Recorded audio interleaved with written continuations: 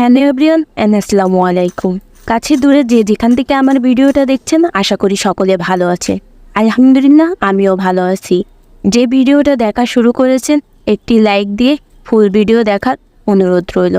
আমার ভিডিওটা দেখতে দেখতে আপনাদের কোথাও যদি একটু উপকারে আসে কিংবা ভালো লেগে থাকে তাহলে লাইক কমেন্ট শেয়ার করে পাশে থাকবেন। আল্লাহ পাকের নাম নিয়ে মূল রেসিপিতে চলে যাচ্ছি।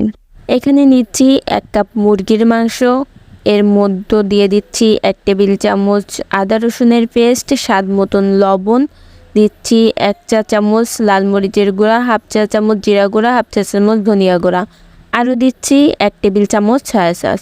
এটা সুন্দরভাবে মিশিয়ে নেব। মেশানো হয়ে গেলে আমি একটি সাইডে রেখে দেব। এবার এখানে একটি বাটি নিয়েছি আর নিয়েছি একটি চালনি, এর মধ্যে দিয়ে দিচ্ছি 2 কাপ ময়দা, স্বাদ মতন লবণ, 3 টেবিল চামচ কর্নফ্লাওয়ার দিয়ে এটা সুন্দরভাবে চেলে নেব। এবার ভালোভাবে মিশিয়ে আমি এর মধ্যে একটি ডিম ফেটিয়ে দিয়ে দিচ্ছি। আরও দিচ্ছি 2 কাপ নর্মাল দুধ। আমি এটা আগে থেকে জাল করে নর্মাল করে নিয়েছি, গরম থাকা অবস্থায় দেওয়া যাবে না। এটা সুন্দরভাবে মিশিয়ে আমি একটি ব্যাটার তৈরি করে নেব। আমার সুন্দর একটা ব্যাটার তৈরি হয়ে গিয়েছে। এবার এর মধ্যে দিয়ে দিচ্ছি সামান্য লেবুর রস। ওই যে ডিমটা দিয়েছি এর জন্য স্মেলটা না পাওয়া যায়, এর জন্য লেবু রসটা ইউজ করলাম। এটাও একটি সাইডে রেখে আমি এখানে একটি বাটিতে সামান্য পানি নিয়েছি আর এখানে দিয়ে দিচ্ছি 1 টেবিল চামচ কর্নফ্লাওয়ার, গুলে একটি সাইডে রেখে দেব। চুলায় একটি কড়া বসিয়ে গরম হওয়ার পরে এর মধ্যে দিয়ে দিচ্ছি পরিমাণ মতন তেল, দিয়ে সেই মাংসের কিমাটায় আমি এখানে একটু ভেজে নিলাম। কিছুক্ষণ ভেজে নেওয়ার পরে এর মধ্যে আমি সবজি অ্যাড করব। এজন্য এখানে নিয়েছি গাজর আর নিয়েছি বরবটি আর কিছুটা কাঁচামরিচ কুচি। এখানে 1 কাপ পেঁয়াজ কুচি আছে। প্রথমে আমি পেঁয়াজটা দিয়ে কিছুক্ষণ একটু ছলটে করে নিব। এখানে পেঁয়াজের পরিমাণটা একটু বেশি দেওয়ার চেষ্টা করবেন, তাতে করে রোলটা খেতে বেশি মজা হবে। নাড়াচাড়া দিয়ে কিছুক্ষণ ভেজে নেওয়ার পরে এবার বাকি সবজি আমি এখানে অ্যাড করব।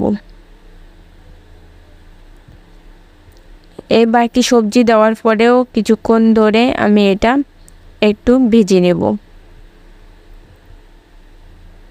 সামান্য দিয়ে দিচ্ছি এখানে চিনি আর স্বাদ মতন লবণ দিয়ে আমি এটা আবারও নাড়াচাড়া দিয়ে নিচ্ছি। এভাবে আপনারা রোলটা তৈরি করে দেখবেন, আশা করি আপনাদের কাছেও ভালো লাগবে। এবার আমি যে আগে থেকে কর্নফ্লাওয়ারটা গুলিয়ে রেখেছিলাম একটু নাড়াচাড়া দিয়ে আমি এর মধ্যে দিয়ে দিলাম। কিছুক্ষণ পরে আমি এটা নামিয়ে রাখবো। এবার একটি কড়া আমি চুলাতে গরম করে নিয়ে হালকা তেল ব্রাশ করে নিয়েছি। এবার সেই ব্যাটারটা আমি এখানে দিয়ে আমি রুটি তৈরি করে নিচ্ছি। কিছুক্ষণ পর পাশ থেকে যখন এভাবে ছেড়ে দিবে এপিট ওপিট করে আমি 10 সেকেন্ড পরে এটা নামিয়ে রাখবো। এভাবে সবকটা রুটি আমি তৈরি করে নিয়েছি। এখানে দেখতে পাচ্ছেন একটি বাটিতে আমি ময়দা আর সামান্য লবণ মিক্স করে নিয়েছি। আরও একটি কাপের ভিতরে আমি নিয়েছি কিছুটা ময়দা, সামান্য পানি দিয়ে একটি নরম ডো তৈরি করে রাখবো। আর এখানে অল্প অল্প পানি দিয়ে বাটির সেই ময়দাটাও একটি মিশ্রণ তৈরি করব। পাতলা একটি ব্যাটার তৈরি করে নিয়েছি। এই দুইটাও একটি সাইডে রেখে এখানে নিয়েছি আমি টোস্টের গুঁড়া। আপনারা চাইলে ব্রেড গ্রামও নিতে পারেন, আবার পাউরুটির গুঁড়াও নিতে পারেন। এখানে আমার সবকটা রুটি তৈরি হয়ে গিয়েছে, কতটা নরম হয়েছে বুঝতেই পারছেন। ওই যে মাংস আর সবজির যে পুরটা তৈরি করেছিলাম এই যে রুটির মধ্যে মাছ বরাবর দিয়ে দুধ সাইড দিয়ে আমি সেই গোলাটা দিয়ে দিচ্ছি। দিয়ে চারিপাশ থেকে উঠিয়ে এভাবে রোল করে করে আমি সবকটা রোলই তৈরি করব।